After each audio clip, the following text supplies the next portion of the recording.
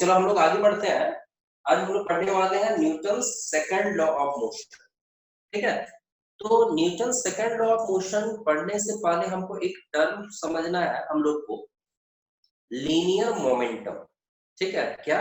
Linear momentum. ठीक है, तो देखो लीनियर मोमेंटम क्या है, और लीनियर मोमेंटम का ही यूज होगा Newton second law of motion में। तो एक टर्म चलो सबसे पहले समझ लो, linear momentum.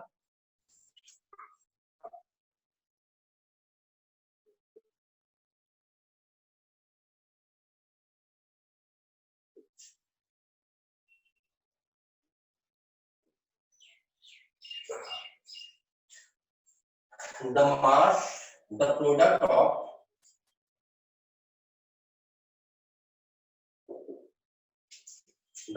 of mass and velocity of an object is called linear momentum.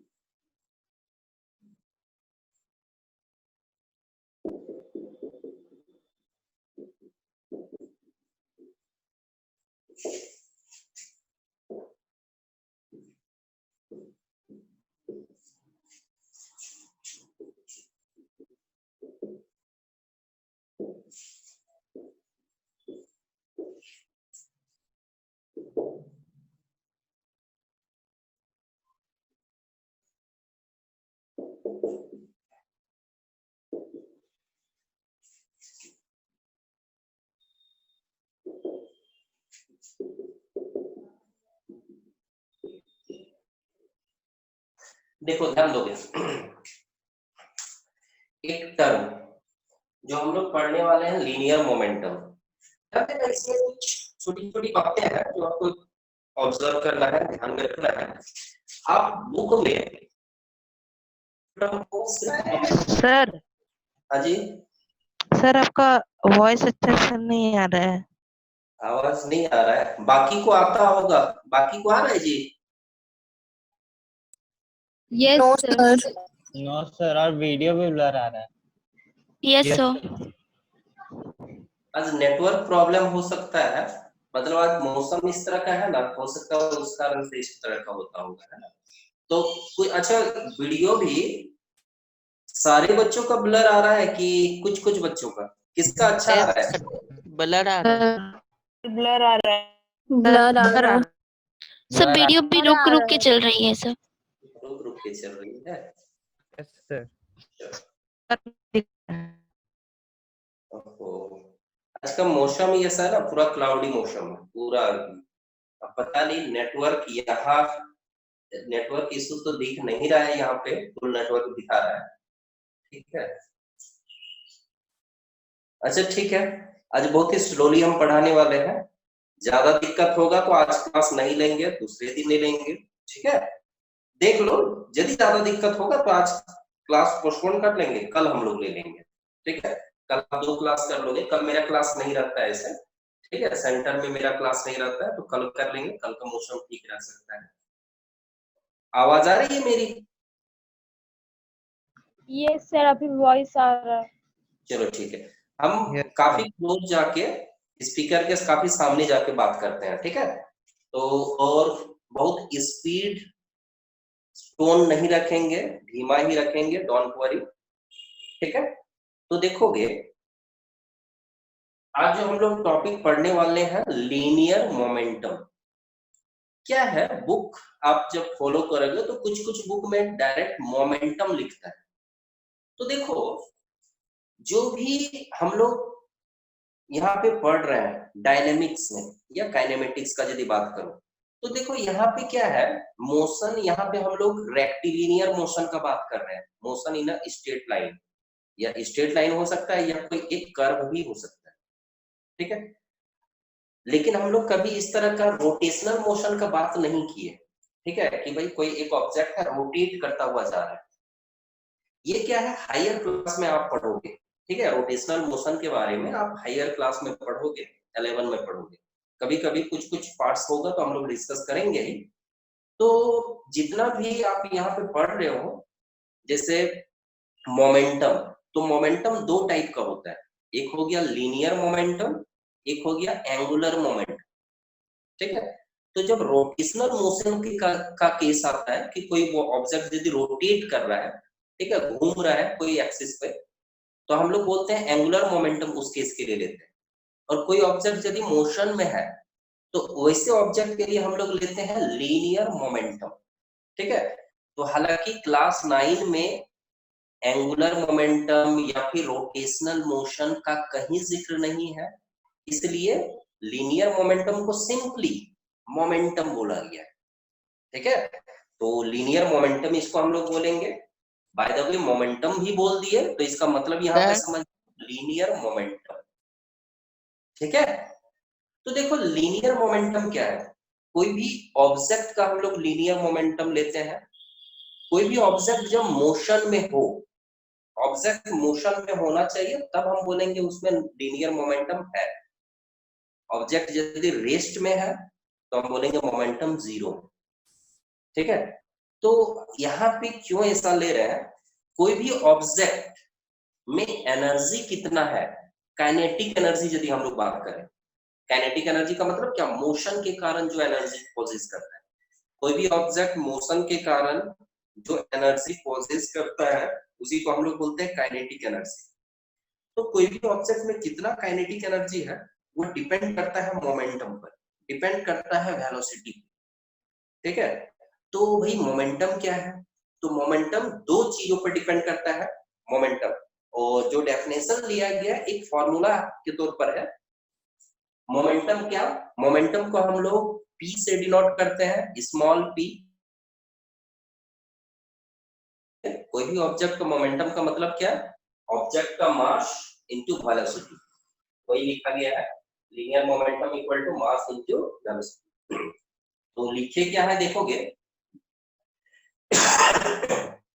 Linear momentum के लिए हम क्या लिखे हुए हैं, the product of mass and velocity of an object is called linear momentum. कि कोई भी ऑब्जेक्ट यदि है तो ऑब्जेक्ट का मास और वेलोसिटी का यदि हम लोग प्रोडक्ट करेंगे तो एक वैल्यू मिलेगा, उसी वैल्यू को हम लोग क्या बोलेंगे, लीनियर मोमेंटम बोलेंगे। और लीनियर मोमेंटम एक वेक्टर क्वांटिटी, तो सॉरी बाय मिस्टेक हम लिख दिए थे, स्केलर नहीं है, वेक्टर है। लीनियर मोमेंटम एक वेक्टर क्वांटिटी है, बाय मिस्टेक लिख दिए हुए थे, it is a vector quantity. Linear momentum जो है एक वेक्टर क्वांटिटी है, ठीक है। फिर इसका एसआई यूनिट क्या है, kilogram metre per second. SI unit है किलोग्राम मीटर पर सेकंड, और इसको हम लोग पी से, जैसे ध्यान देना, कोई एक ऑब्जेक्ट है, एक ऑब्जेक्ट है, मान लो कि 1 kg का है, और ये ऑब्जेक्ट मूव कर रहा है 10 मीटर पर सेकंड। तो हम इसका मोमेंटम क्या बोलेंगे, इसका मोमेंटम बोलेंगे momentum equal to m into v, मतलब 1 इंटू 10, मतलब 10 kilogram metre per second. Momentum क्या हुआ, 10 किलोग्राम मीटर पर सेकंड। कोई एक ऑब्जेक्ट, चलो दूसरा एग्जांपल लेते हैं, एक ऑब्जेक्ट जो 5 kg का है, और मान लो कि इसका वेलोसिटी 10 मीटर पर सेकंड है, तो मोमेंटम कितना होगा, आपको पता है कि दोनों का प्रोडक्ट हो जाएगा, that is 5 into 10, 50 kilogram metre per second. तो जब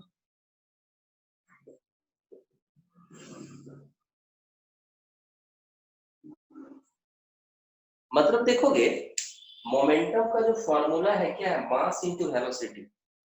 मतलब मास बढ़ेगा तो मोमेंटम बढ़ेगा, ऑब्जेक्ट का वेलोसिटी यदि बढ़ रहा है तो भी क्या होगा, मोमेंटम बढ़ेगा, ठीक है। तो देखोगे यहाँ पे मोमेंटम क्यों हम लोग पढ़ रहे हैं, आगे जो हम लोग डिस्कस करने वाले हैं Newton second law of motion में, हम लोग डिस्कस करने वाले हैं कि कोई भी ऑब्जेक्ट है रेस्ट में है तो भी वो रेस्ट में ही रहना चाहता है फर्स्ट लॉ के अनुसार। तो रेस्ट में है तो उसको मोशन में भी तो लाया जा सकता है, एक्सटर्नल फोर्स जब लगाया जाएगा। तो एक्सटर्नल फोर्स कितना लगाएंगे तो डिपेंड करेगा मोमेंटम के अनुसार कि भाई मोमेंटम कितना हम बढ़ा रहे हैं उसका। मान लो कि रेस्ट में था तो मोमेंटम 0, मोशन में आ गया तो मतलब मोमेंटम इंक्रीज किया उसका। तो जिस ढंग से मोमेंटम इंक्रीज करेगा उसी ढंग से फोर्स लगाना पड़ेगा। तो सेकेंड लॉ ऑफ मोशन में क्या किया गया है, कितना अमाउंट का फोर्स लगाया जाएगा कोई भी ऑब्जेक्ट के वेलोसिटी में चेंजेस लाने के लिए, तो वो डिपेंड करेगा उसके मोमेंटम के अनुसार। मोमेंटम का मतलब क्या कि भाई वो दो चीजों पे डिपेंड करेगा, मास पे भी और वेलोसिटी पे भी।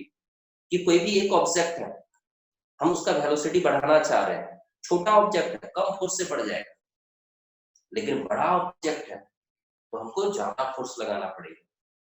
ठीक है, तो भाई कोई भी ऑब्जेक्ट का वेलोसिटी को बढ़ा रहे हो तो मास पर भी डिपेंड कर रहा है, मास ज्यादा है तो फोर्स ज्यादा लगाना पड़ेगा, पहला केस।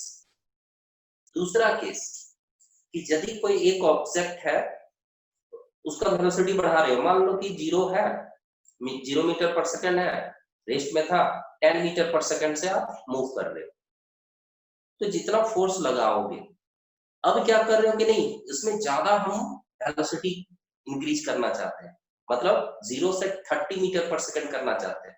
तो भाई अचानक इसका वेलोसिटी बहुत ज्यादा बढ़ाना चाह रहे हो तो क्या होगा, फोर्स भी ज्यादा लगाना होगा। तो मतलब फोर्स कोई भी ऑब्जेक्ट का जो वेलोसिटी है यदि आप बढ़ाना चाह रहे हो तो ये दो चीजों पे डिपेंड कर रहा है कि कितना अमाउंट में वेलोसिटी बढ़ाना चाह रहे हो, पहला। दूसरा कि ऑब्जेक्ट का मास किस तरह से है। तो इसीलिए क्या किया गया है, दोनों टर्म को मिला के एक टर्म लिया गया है, या फिर लीनियर मोमेंटम एक टर्म लिया गया है जिसमें दोनों इन्वॉल्व है, मास भी और वेलोसिटी भी। इसलिए सर हाँ जी, सर लीनियर मोमेंटम और मोमेंटम सेम है। हाँ हाँ सेम है, वही तो हम पहले बोले। ठीक है, तो यही है, मास और वेलोसिटी दोनों पे डिपेंड करेगा फोर्स, इसलिए दोनों को मिला के एक टर्म इन्वॉल्व किया गया या फिर इंट्रोड्यूस किया गया मोमेंटम। तो मोमेंटम का फॉर्मूला क्या, मास इनटू वेलोसिटी। ठीक है, तो आपको बस यहाँ के लिए तो यही ध्यान में रखना है, momentum of an object is the product of mass and velocity. यह एक वेक्टर क्वांटिटी है, मतलब इसका डायरेक्शन भी होता है, और डायरेक्शन किधर होगा तो वेलोसिटी का जिधर डायरेक्शन होगा, ऑब्जेक्ट में वेलोसिटी का जिधर डायरेक्शन होगा मोमेंटम का भी डायरेक्शन उधर ही होगा। और इसका एसआई यूनिट तो इसी के अनुसार है, देखोगे मास का एसआई यूनिट क्या है, किलोग्राम, वेलोसिटी का क्या होता है मीटर पर सेकंड। तो इसलिए एसआई यूनिट इसका क्या हो गया, लिखे हुए देखोगे किलोग्राम मीटर पर सेकंड। यदि आपको पूछेगा सीजीएस यूनिट क्या है तो किलोग्राम का छोटा फॉर्म लिखो ग्राम, मीटर का छोटा फॉर्म लिखो सेंटीमीटर, है ना, तो हो जाएगा ग्राम सेंटीमीटर पर सेकंड। ठीक है, ये है लीनियर मोमेंटम। समझे, कोई दिक्कत इसमें? यहाँ तक जितना हम बताया है, कुछ पूछने का है तो बोलोगे? No sir. चलो ठीक है, आवाज आ रही है अच्छे से? Yes sir. Yes sir. Yes video ठीक है ना? यस सर, ठीक हो गया सर। चलो बढ़िया, ठीक ठीक है, स्क्रीनशॉट ले लो इसका।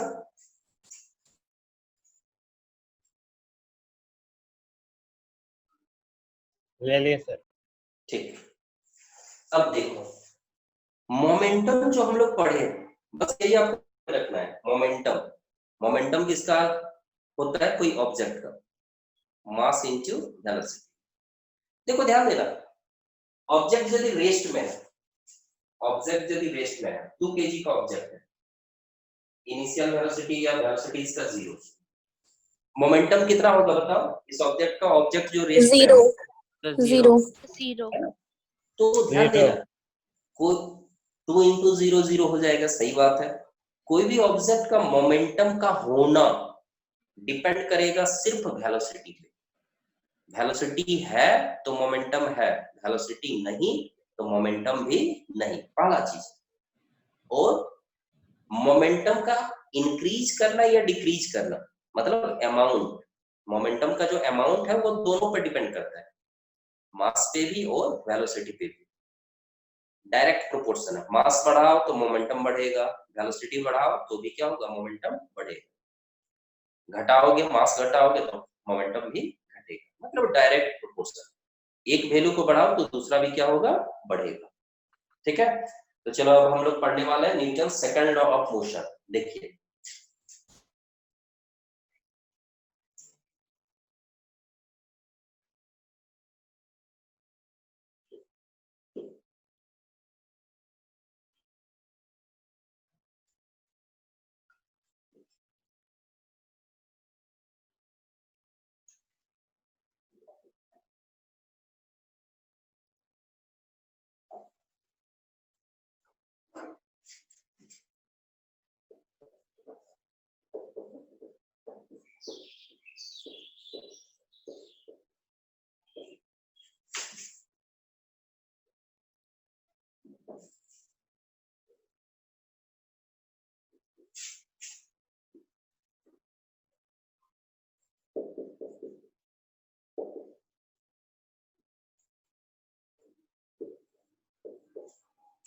देखोगे Newton second law sir of, जी सही क्वेश्चन है। बोलो। क्वेश्चन है कि what is the total momentum of a bullet and a gun before firing. ये क्वेश्चन देखो, आधा बोल रहे हो। क्वेश्चन में इंफॉर्मेशन पहले भी दिया होगा कि भाई कोई भी बुलेट है, ठीक है, कि भाई फायर यदि किया जाता है, अच्छा यदि सिर्फ इतना ही क्वेश्चन है तो हो जाएगा 0, ठीक है, क्योंकि यस सर। फायर नहीं किया गया है। Yes sir. जब फायर नहीं किया गया मतलब बुलेट भी रेस्ट में है, गन भी रेस्ट में है, तो कोई भी यस सर। ऑब्जेक्ट रेस्ट में होता है तो मोमेंटम क्या होगा, 0। 0, है ना।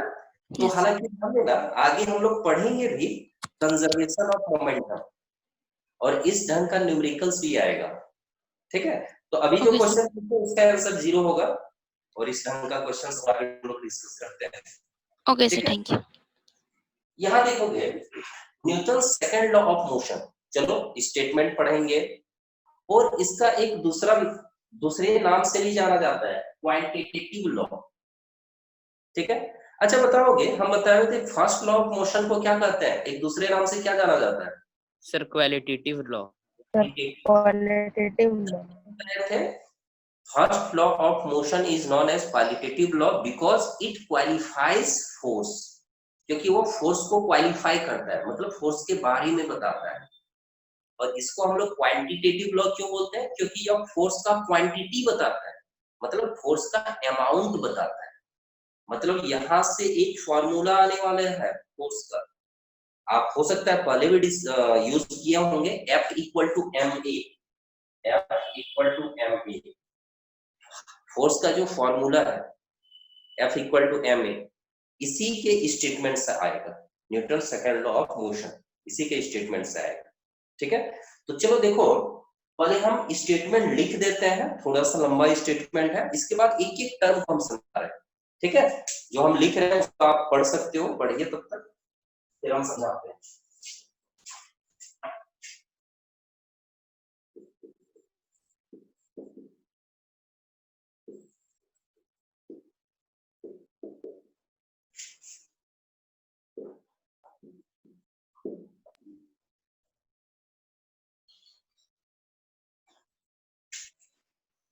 सर आपका वीडियो रुक गया है।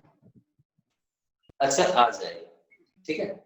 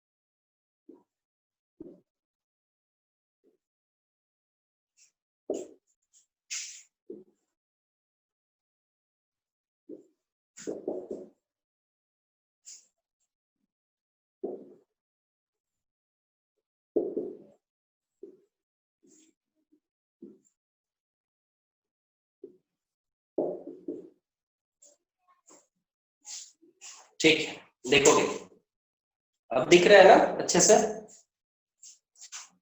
ध्यान देना। Newton second law of motion, इसका स्टेटमेंट क्या है? The rate of change of momentum of an object is directly proportional to external unbalanced force applied on the object, and the change of momentum occurs in the direction of force applied. ठीक है, चलो हम सबसे पहले and जो है इससे पहले का मीनिंग समझते हैं। देखो कोई भी ऑब्जेक्ट यदि है, ठीक है, देखो ध्यान दोगे, इसका स्क्रीनशॉट ले लो, इसको हम मिटाने वाले हैं, कुछ पोर्शन हम मिटाएंगे ताकि यहाँ पे हम रब कर सके, समझा सके। स्क्रीनशॉट ले लीजिए। सर ब्लर आ रहा है वीडियो। वीडियो ब्लर आ रहा है? नो सर, अभी क्लीन आ रहा है। अभी ठीक आ रहा है सर। एक काम करोगे ना, जिनका क्लीन आ रहा है वो स्क्रीनशॉट लो, बाद में आप एक दूसरे से शेयर कर लोगे, ठीक है। जिनका ब्लर आ रहा है ना, वहां पे नेटवर्क इशू है, क्योंकि बहुत बच्चों का अच्छा है, क्लियर है, ठीक। सर वो साइन कैसा है एफ के? हाँ, प्रोपोर्शन का साइन है, हम समझा रहे हैं, ठीक है, प्रोपोर्शन का साइन है। स्क्रीनशॉट ले लिए? Yes, sir. Yes sir. Yes sir.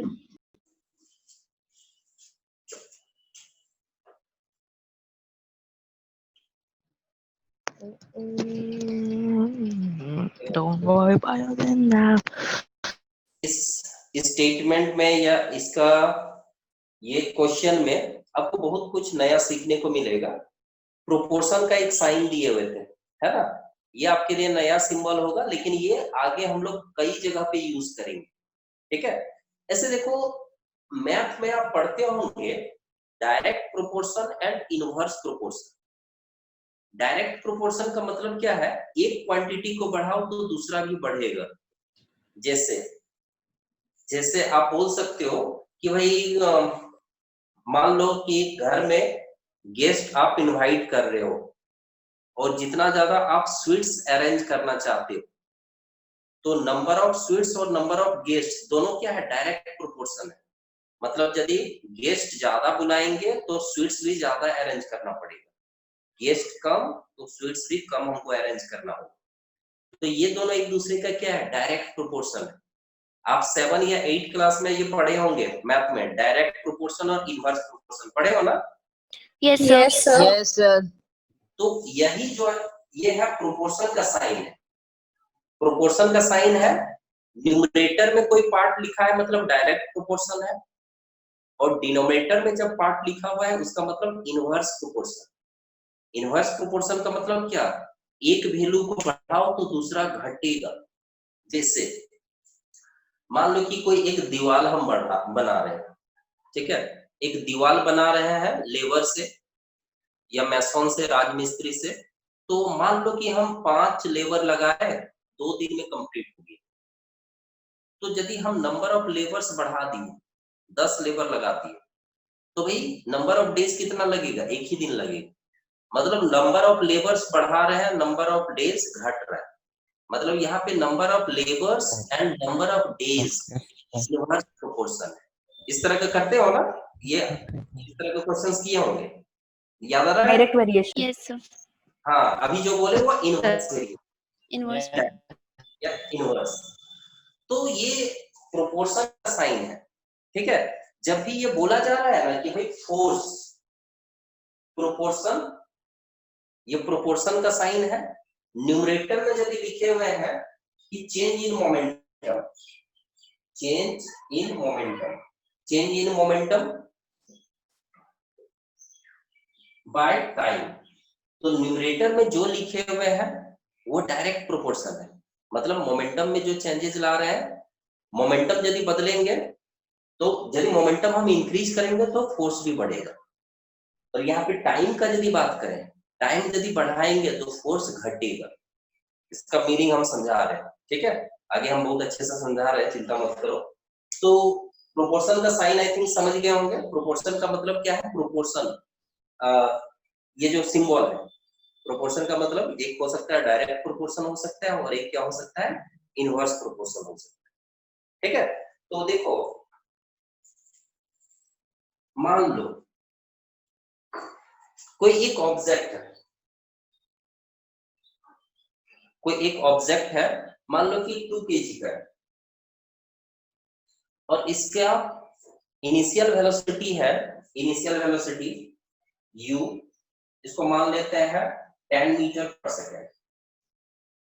Initial velocity है 10 मीटर पर सेकेंड। बाद में मान लो कि 5 सेकंड के बाद, 5 सेकंड के बाद इसका वेलोसिटी हो गया 20 मीटर पर सेकेंड।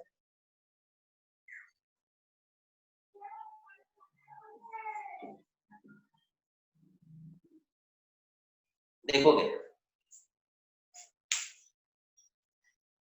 कोई एक ऑब्जेक्ट है, मास 2 kg, initial velocity 10 metre per second और फाइनल वेलोसिटी को हम लोग डिनोट करते हैं किससे? v से। फाइनल वेलोसिटी कितना है? 20 मीटर पर सेकेंड। अब देखो ये बताओगे कि इनिशियल मोमेंटम कितना है?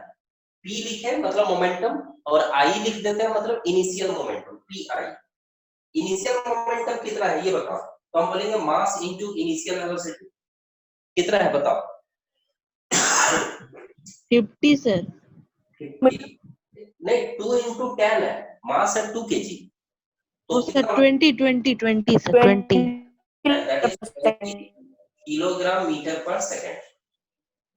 फिर फाइनल मोमेंटम कितना है? pf 40 kilogram metre per second. Sir 40 kilogram metre per second. के लिए बोलेंगे mv। ठीक है, तो हम बोलेंगे 2 into तो 40 kilogram metre per second.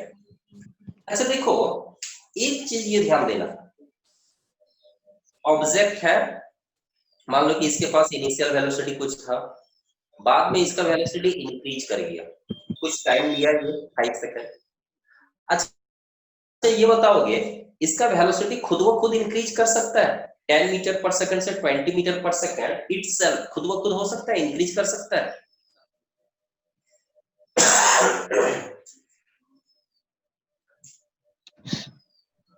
Sir repeat करिए सर, क्या बोले? हम ये बोल रहे हैं कि कोई भी ऑब्जेक्ट जो है, सिचुएशन ये था initial velocity 10 metre per second है, बाद में इसका वेलोसिटी इंक्रीज करके हो गया 20 मीटर पर सेकंड।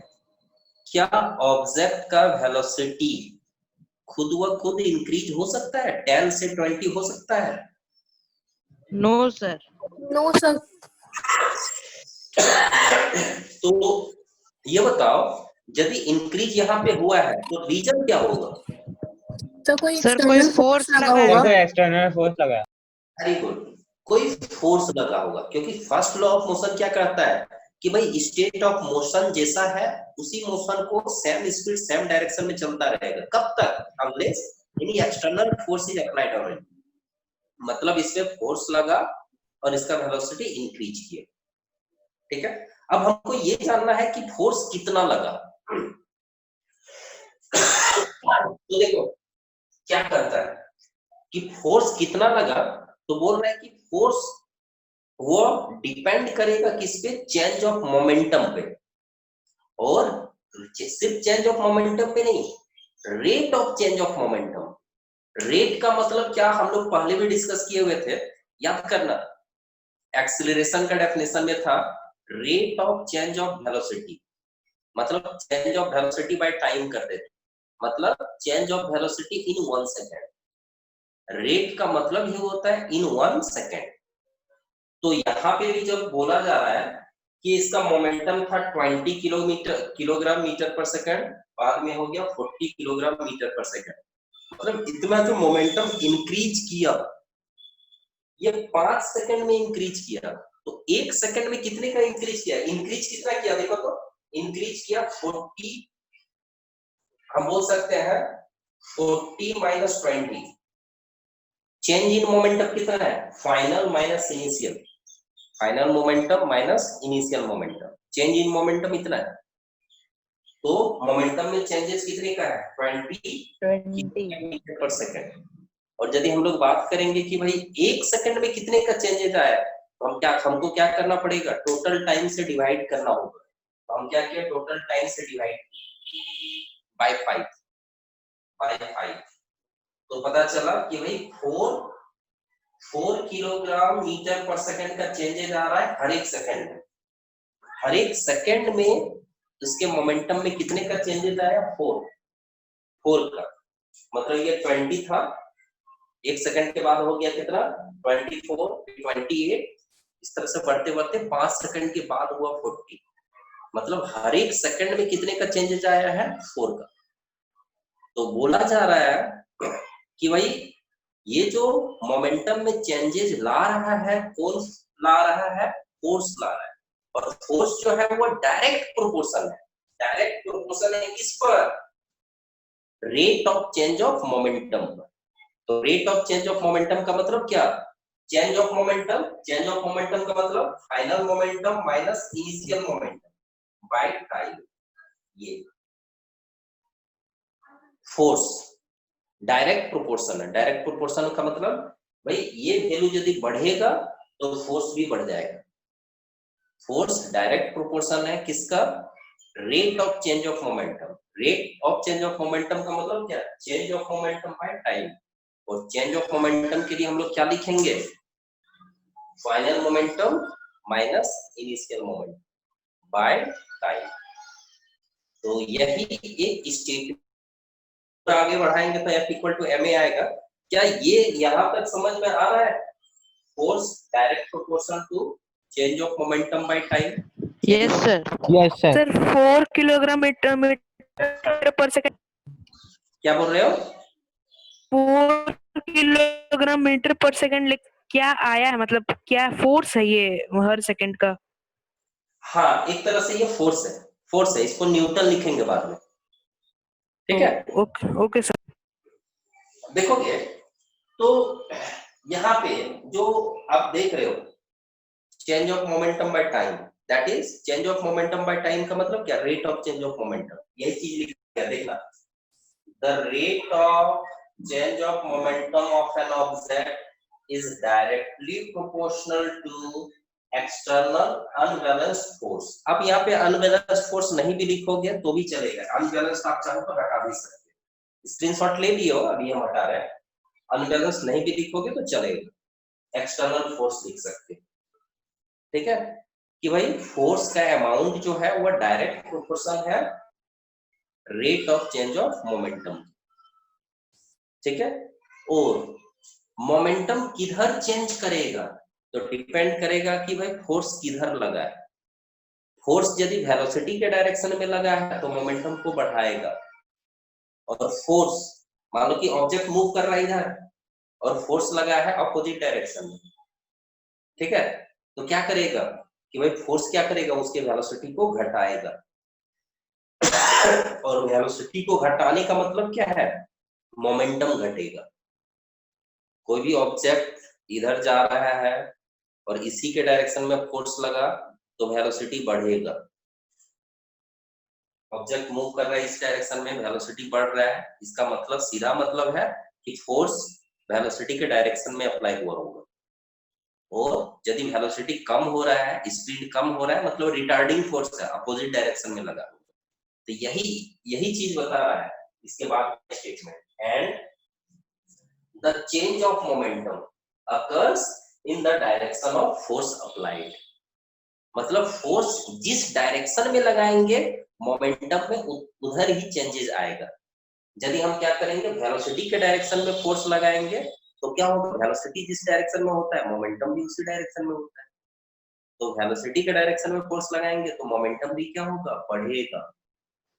और वेलोसिटी के अपोजिट डायरेक्शन में लगाएंगे तो मोमेंटम क्या होगा, घटेगा, ठीक है। तो यही है।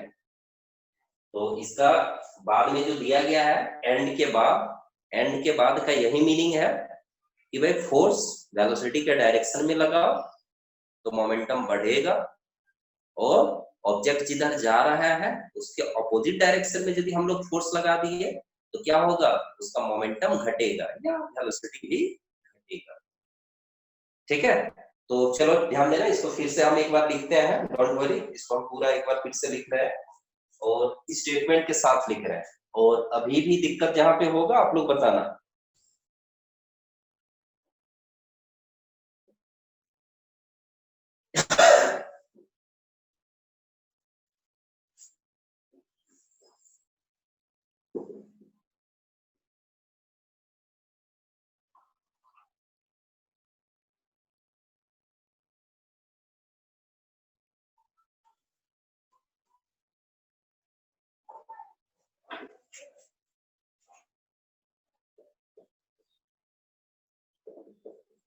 ध्यान देना, प्रूफ का मतलब F equal to M A आप डेराइव करने वाले हो, स्टेटमेंट से F equal to M A कैसे आ रहा है ये देखने वाले। तो ये क्वेश्चन काफी इंपॉर्टेंट है, लिख देता है question directly, state Newton second law of motion, इसी में देता है obtain the expression of force या derive the expression of force. It means you have to prove here that F equal to M A by this law. तो चलो हम लोग assume करते हैं, लेट अस कंसीडर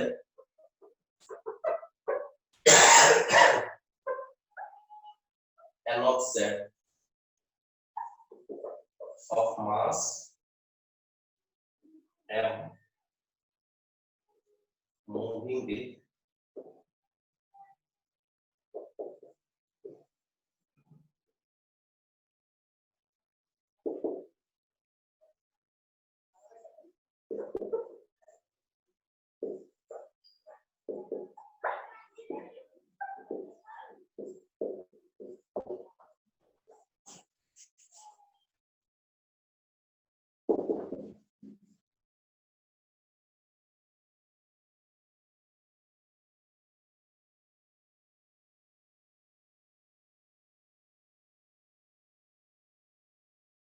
देखोगे, ध्यान देना, आवाज आ रही है? Yes sir. ठीक, देखो क्या है, अभी जो हम समझाए उसी को लिखे हुए हैं, बस स्टेटमेंट लिख दिए हैं। यहाँ पे क्या लिखे हैं कि भाई कोई एक ऑब्जेक्ट है, मास है m, इनिशियल वेलोसिटी है u, बाद में इसका वेलोसिटी इंक्रीज किया, फाइनल वेलोसिटी हो जा रहा है v। टाइम तुरंत तो उसका वेलोसिटी इंक्रीज करेगा नहीं, तो उसमें टाइम कितना ले रहा है, सपोज t सेकंड, उसमें टाइम ले रहा है t सेकंड। तो ध्यान देना, आप यहाँ पे आप देख सकते हो कि भाई मास और वेलोसिटी मतलब इनिशियल मोमेंटम क्या होगा, P I for initial momentum क्या होगा, मास इनटू वेलोसिटी। इसी तरह से फाइनल मोमेंटम क्या होगा, पी एफ फॉर फाइनल, तो फाइनल मोमेंटम क्या होगा, मास into velocity, that is m into v। तो न्यूटन सेकंड लॉ का स्टेटमेंट क्या कहता है, फोर्स, एक्सटर्नल फोर्स, इस पर जितना फोर्स अप्लाई हुआ है और उस फोर्स के ही कारण उसमें क्या हो रहा है, वेलोसिटी में चेंजेज आ रहा है। तो फोर्स जो है वो डायरेक्ट प्रोपोर्शन है change of momentum by time, that is rate of change of momentum. तो चेंज ऑफ मोमेंटम को हम लोग क्या लिखेंगे, final momentum minus initial momentum. Final momentum का वैल्यू देखो क्या है, mv, इनिशियल मोमेंटम का वैल्यू क्या है, mu। Final momentum mv, initial momentum क्या, mu। अब यहाँ पे क्या करते हैं, प्रोपोर्शन का साइन चलो कैरी करते जाओ, m यदि आप कॉमन लोगे तो क्या आएगा, v minus u by T. और आपको पता है v minus u by T acceleration का फॉर्मूला है, a equal to v minus u by T. तो हम लोग लिख सकते हैं यहाँ पे m और इसके जगह पे लिखेंगे a। तो देखोगे f प्रोपोर्शनल टू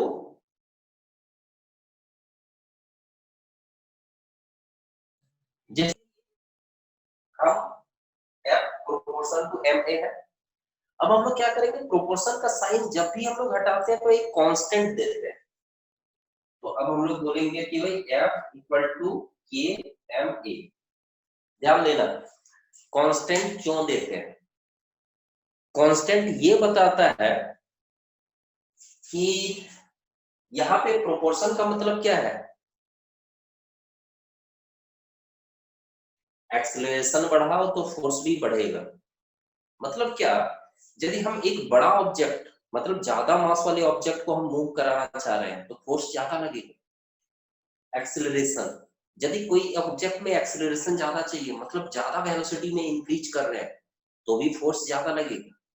तो यहाँ पे ये तो समझ रहे हैं कि मास बढ़ाओ तो फोर्स बढ़ेगा, एक्सेलरेशन ज्यादा चाहिए तो भी फोर्स का अमाउंट ज्यादा करना होगा। तो ये डायरेक्ट प्रोपोर्शनल।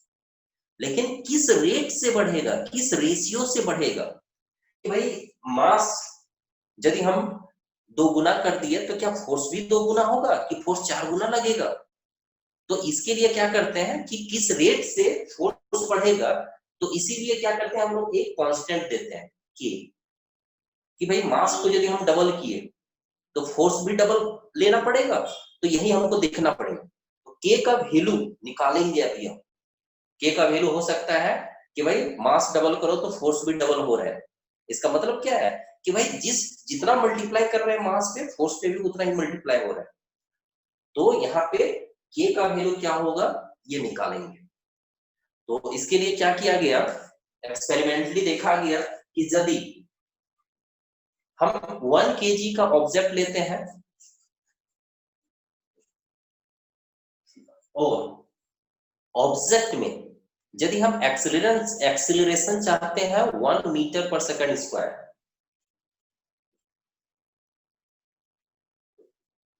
मतलब 1 kg का ऑब्जेक्ट है और इतना एक्सीलरेशन के साथ मूव कराना चाहते हैं, तो ये पाया गया कि उसमें फोर्स कितना चाहिए। ये एक्सपेरिमेंटली पाया गया कि वो 1 न्यूटन का फोर्स चाहिए था। F equal to 1 newton. तो अब हम क्या करते हैं, m का वैल्यू 1, a का वैल्यू 1, f का वैल्यू 1, सारा वैल्यू यदि 1 पुट कर लेंगे तो k का भी वैल्यू क्या आ रहा है, 1 आ रहा है। तो हम बोलेंगे कि भाई therefore from equation 1 equal to k into 1 into 1, मतलब k का वैल्यू क्या है, implies that k equal to 1। k का वैल्यू 1 आया, तो k का वैल्यू जब हम 1 पुट कर देंगे तो फॉर्मूला आपके पास क्या आ जाएगा, डेराइव होके, therefore from equation 1 k का वैल्यू 1 पुट होगा तो f equal to 1 into ma, that is f equal to ma, hence 2। ठीक है, तो इस तरह से आपका फोर्स का एक्सप्रेशन, फोर्स का फॉर्मूला डेराइव हो रहा है, f इक्वल टू ma। ठीक है, समझ में आ रहा है? ये कहीं पे दिक्कत है तो बोलोगे। Sir F is equal to 1 newton कैसे आएगा, फिर से बता दीजिए। अच्छा देखो, ये एक्सपेरिमेंट से पाया गया क्या कि यदि हम क्या करते हैं, सपोज कोई ऑब्जेक्ट लेते हैं, देखिए छोड़ो, कोई एक ऑब्जेक्ट है, सपोज ये एक ऑब्जेक्ट है, इस मास है 1 kg, इसमें हम एक्सेलरेशन चाहते हैं 1 मीटर पर सेकंड स्क्वायर, मतलब इसका वेलोसिटी बढ़ते जाए, 1 सेकंड में 1 मीटर पर सेकंड बढ़ जाए। मान लो कि रेस्ट में था, 1 सेकंड के बाद 1 मीटर पर सेकंड, फिर 1 सेकंड के बाद 2 मीटर पर सेकंड, फिर 1 सेकंड के बाद 3 मीटर पर सेकंड। तो वेलोसिटी में इतना, जब हर एक सेकंड में 1 मीटर पर सेकंड जब चेंज आ रहा है तो एक्सेलरेशन बोलेंगे कितना है, 1 मीटर पर सेकंड स्क्वायर। तो ये देखा गया कि यदि हम 1 kg का ऑब्जेक्ट ले रहे हैं और 1 मीटर पर सेकंड स्क्वायर का एक्सेलरेशन यदि हम इसमें क्रिएट कर रहे हैं, प्रोड्यूस कर रहे हैं, तो इसमें कितना फोर्स देना पड़ रहा है, तो भाई वेलोसिटी बढ़ने के लिए तो फोर्स देना होगा। पाया गया कि भाई फोर्स देना हो रहा है 1 न्यूटन। तो इसीलिए सारा वैल्यू यहाँ पे पुट किए ताकि इस कांस्टेंट का वैल्यू निकल जाए। 1 1 1 पुट किए तो कांस्टेंट का वैल्यू क्या निकला, 1, k का वैल्यू निकला 1। तो यही बोला गया कि भाई मास डबल करो तो फोर्स भी डबल हो रहा है। ऐसा नहीं होगा कि भाई मास डबल करो तो फोर्स 4 गुना होगा। यदि k का वैल्यू 2 आता तो ऐसा आपके पास मिलता कि मास को डबल कर रहे हैं तो फोर्स का वैल्यू 4 गुना हो रहा है। क्यों? क्योंकि यहाँ पे 2 है और 2 into 2 हो गया 4। लेकिन k का वैल्यू 1 आया, एक जो कांस्टेंट है, प्रोपोर्शन का साइन हम लोग जब भी हटाते हैं तो एक कांस्टेंट देते हैं, और ये कांस्टेंट का वैल्यू इस तरह से फाइंड किया गया एक्सपेरिमेंटली, तो पाया गया कि k का वैल्यू 1 है। तो इस तरह से k का वैल्यू वहां पे पुट कर दिया गया, तो फॉर्मूला आपके पास डेराइव होके आ गया F equal to m e। ठीक है, यस और सर। तो बोलोगे